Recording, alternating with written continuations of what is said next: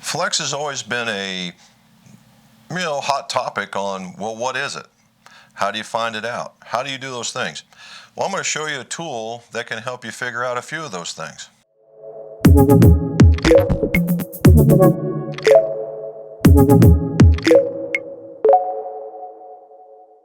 Welcome back to the McGolf Shop. Jim McCleary, most award certified club maker, club fitter. And if you would, swing and hit that bell down below, or follow me on the social platforms that you're seeing over here or over there.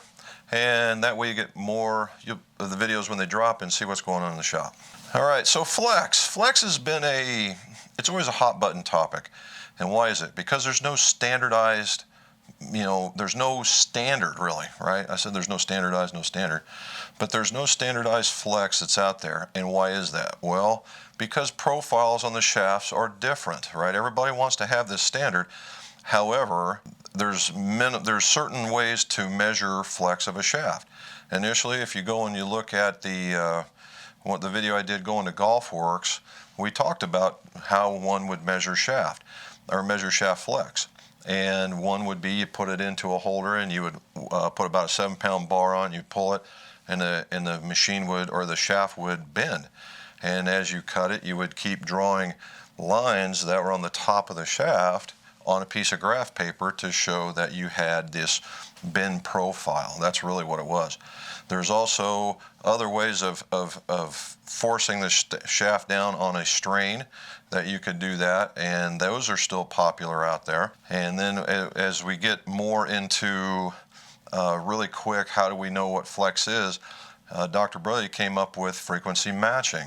And frequency matching was clamping a shaft on the back end and then having a weight at this end and whatever clamp that you had, and a way to measure the cycles per minute, or CPMs. That's how you're hearing a lot nowadays. And that measures, and now you get into the guys that are very specific. Well, that's only butt flex. That's true. It's only butt flex. However, if you know the profile, it ought to make sense, the numbers that you're getting. So is it bad to have a frequency machine? Absolutely not. I've been using one for 20 plus years because you have to have some way to know what the flex is. Now, in that, when we introduced shaft profiles, right, when we did shaft profiles, then we used the frequency machine to measure given distances along the shaft, albeit 5-inch, 10-inch, whatever distances the club maker chose. It could be as easily as 2 in the tip, 2 in the middle, 2 in the butt, or even 1, 1, and 1. It just depends on what the club maker is comfortable with to make sure that there is a level of consistency throughout the set. How do you do that, right? And how do you make that? Well, here's one way of doing it. The guys from Golf Mechanix, Mondaire, thank you so very much. Mondaire and Golf Mechanix sent me a Golf Mechanix Auditor frequency analyzer, and that's for the purpose of doing this review. Now, what he sent me was the manual version, and there is a pneumatic version. All right, I'll start right now. Get the pneumatic version. It is 10 times easier as far as just the application and speed. All right, does this thing work? Yeah, I've been using it for a better part of a month and a half now, and it is really, really good. But from a convenience point of view, the pneumatic has got to be a whole bunch better. All right, so what comes in the frequency analyzer? If you get up there, you get to see where the red box is at. You get the clamp with the 2 wheels on there that provide a given amount of torque. All right, and the clamp is a clamp into a piezoelectric monitor, and then it goes down the ruler and the length of the ruler. As you can see, the ruler goes to, I believe it's 50 inches. Yep. The ruler goes to 51 inches. And then you have an AC adapter. I believe it can use the DC batteries as well. And then you get a cable so you can connect it to your computer. Now, why is that? Well, you get a program that the machine will send numbers to the program. Makes it real easy to make a report. First things first, we got to talk about making sure this thing's going to work properly. All right. So when we do this, we got to attach it to a very sturdy bench, all right? And what I mean by sturdy bench, it means it doesn't rock. It's very solid one way or another, all right, and both ways. We drilled some holes and we mounted it on our bench. Now, as you can see, it's not a huge footprint. It's about a 1 by 1. The only thing is, when you're out here this way, you need to have a little bit of room so your twanging doesn't hit another piece of machinery or something along that lines. Now, when you initially turn this thing on, you need to hit it with the on and the mod and the set button. And what that brings up is a series of selections. And that series of selections will be, options and modes and quit. And what you want to do is you get into options, because this thing has 3 options, or 3 modes, sorry. And the first mode is simple. The second mode is club, and the last mode is zone profiling. Once you've picked the mode that you want, and then you hit the set button, you turn it off, and that's what sets the machine for what you're going to be doing. Then you turn it back on, and you're into that mode. Now, what I like to do is, when I first get the machine in here, I have a calibration shaft. If you're going to be doing a lot of this type of work, where you're going to do a lot of zone profiling, a lot of data gathering, other than the pneumatic piece that you would put here, I would get a calibration shaft, all right? In a club making group far, far away in a galaxy that we don't know anymore, I was part of the Professional Club Makers Society. And during that time frame, they had calibration shafts. Checked them over and over and over and over. And so what I do is I put it in the simple mode in order to check. This has a particular number. It says it should be 306 in the CPM in a flow direction. So I have it set up. I have it turned on. I hit my reset button, and then I just let it go. All right, and I take a look at it, and I let it, and what it does is it monitors, at least it keeps, as this is vibrating, it monitors a chunk, gives a skip, monitors a chunk, gives a skip, monitors a chunk, as the wave decreases, and it can tell me what my CPMs are. And if I look at that, my average is 306, and then the 306 is what I'm looking at, right? And that's really what we want, and so we know that the thing is set up and it's set up ready to go. So if you were really going to do one, what you want to do is you put the shaft in, you make sure that it is flush against the back end. You get the machine so it's clamped on both sides, and then what you'll have is you'll have two weights. You have a 205 gram weight, and you have a 454 gram weight. The 205 gram weight is probably what you're going to be using 99% of the time. This is for when we start clamping short, and I'm going to show you here in a second. Okay, what I have in here is a Nemesis shaft from VA Composites, and we're going to use the 205 gram weight. We've got it turned on. I'm just going to reset it, give it a twang, and then it goes through all its numbers. Now, the cool part about this is it's showing me an out of spec, or it's OSC. And what it's telling me is that it's nowhere close to the shaft I just put in there, this guy right here. So what I've got to do is I've got to hit the button for about 2 seconds. It clears it out, and then I can start all over again. There we go, and now it reads it. Now I get 222. And there you go, so 222. And 222, I come over to a frequency machine of what I know the number is, and it shows me being right in the stiff range where I need it to be. So that's simple mode. Now, if I was doing a club making mode, then I would use, so if I had all these shafts, right, obviously without the grips on, but if I had all these on, then I could measure each one of them, and then I would know if one of them was out of whack or not. And then I could either send it back or adjust it as necessary so that all my clubs are equal. And then the last piece is zone profiling. Okay, so zone profiling.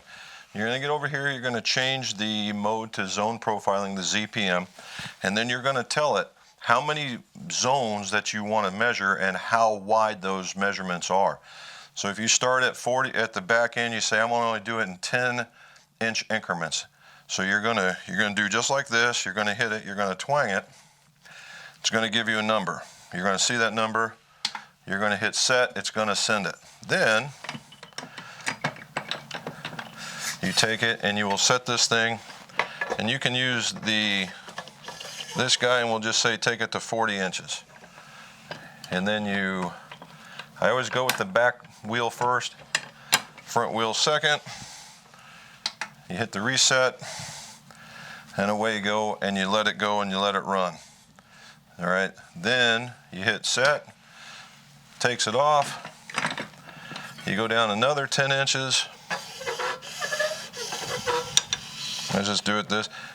Now, can you use 10? Can you use 5? Yeah, you can use any one you want. The program takes quite a bit. All right, and then you do it right here again.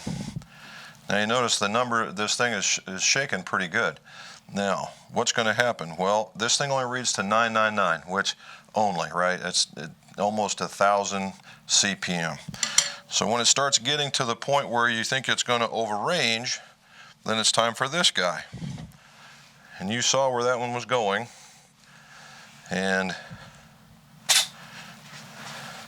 now you see how much it slowed down? So you're more likely to get a real number, okay, a real number. But I can see it now, right? Jim, yeah, but you're using it, it's going to give you a different number. And it's going to be smaller, possibly smaller than one before. Probably not going to happen once you go 10 inches down and it's going really, really fast. However, yeah, it's going to give you a different number. But if you do your zone profiling and you do it the same way every time, you start making up your own database and you can see the comparisons. And that's for you. This is your information for you. Now, there's other folks out there that are doing this kind of stuff, and if you wanted to get online with them, then you can ask them how their method and they do it, and then that way you might be able to trade information back and forth and go from there. But you're going to start out with your own stuff, figure out your own method that you think that works for you, and then that's the way you can do it. So that's how that would work for zone profiling. So let's talk a little bit more about how this thing works. All right, this, in a lot of cases, all it is, it's a clamp, and then there's something at the other end reading how it's refracting, breaking, measuring light or lasers or something along that lines. In this case, they're using piezoelectric. What's that mean? Piezoelectric is basically when you get two items that they know that are piezoelectric and they push against each other, and it creates a pressure. And that pressure is converted into an electric signal. That electric signal is then converted over into a number that the machine monitors, whether it be CPMs or something else of a frequency nature. And that's why we do it. There's natural and there's man-made versions of piezoelectric out there. In fact, this has been around for God knows how long. And so what it's really called is a strain gauge, right? It's been called a strain gauge. And it's measuring the strain that you're putting on it when you're tweaking it or twanging it. And so it can make it quite precise. And as we saw in my calibration gauge, it's dead solid accurate. And this is after it's traveled all the way from Taiwan. So, hey, or Singapore for that matter. So, you know the thing works, right? And that's after it's been shipped and been all that way. So there's something about the clamp. I like the fact that it's a small footprint. I like that it comes with the ruler. There's something about that, especially when you're doing zone profiling. I think that's a really great thing. I think the ease of operation, once you get used to manipulating the buttons on where modes you want to go to, makes it very simple. And it also, all of a sudden, this is a machine that does 2 or 3 different things. That's something that you do really, really want, right? So now it's an efficient machine. And overall, it's very solid, looks good on the bench. People are always looking at, hey, what's that red thing on the bench? So, it's a neat little machine. The only thing is, like I said earlier, if you're going to do a lot of this, and you're going to go through a lot, like in my particular store, if you're going to do a lot, then get the pneumatic piece. Get that pneumatic clamp that goes on the top. It'll be a lifesaver. It'll be a time saver. Now, if you're doing it from a hobby or your shop is not very high volume in that case, then leave it and use the manual. And then you can use both of the wheels and make it there. Now, one piece I didn't tell you guys, I also use it for flowing. All right, this thing is solid, and that's the thing for flowing. It's solid, and it will catch a flow very, very easily. So there you go. So if you want to learn more about this, go to golfmechanics.com. Golfmechanics.com has got a plethora of stuff to check out. there is all kinds of machines. You're going to find a lot of golf mechanic machines and a lot of usage in a lot of OEMs. So it's not junk by any shape of the imagination. In fact, it's excellent material. So you want to go check them out, see what this is all about, and if you find that you need a frequency machine, then there's a possibility for you right there. If you got any questions, put them in the show notes and we'll see if Mondaire or myself can answer them for you. And as always, let's see your scores. Go low.